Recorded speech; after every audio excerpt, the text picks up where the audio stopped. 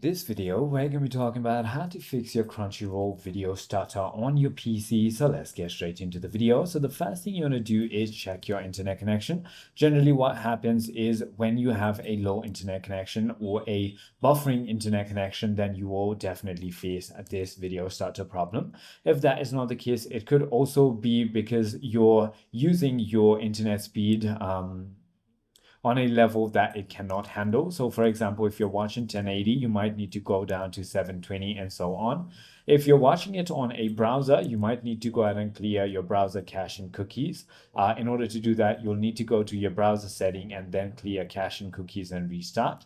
But if that is not the case, it could also be because of browser extensions that you might have installed. Simply go ahead and uninstall or turn off your ad blockers and privacy tools.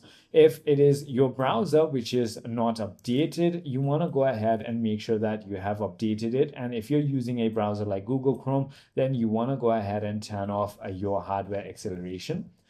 Finally, if that is not the case, if your computer is running a lot of different tabs, it could also be another problem. So close any unnecessary applications. Also make sure that no VPNs are turned on, and you can also try checking or watching it in your incognito mode, or even try restarting your PC.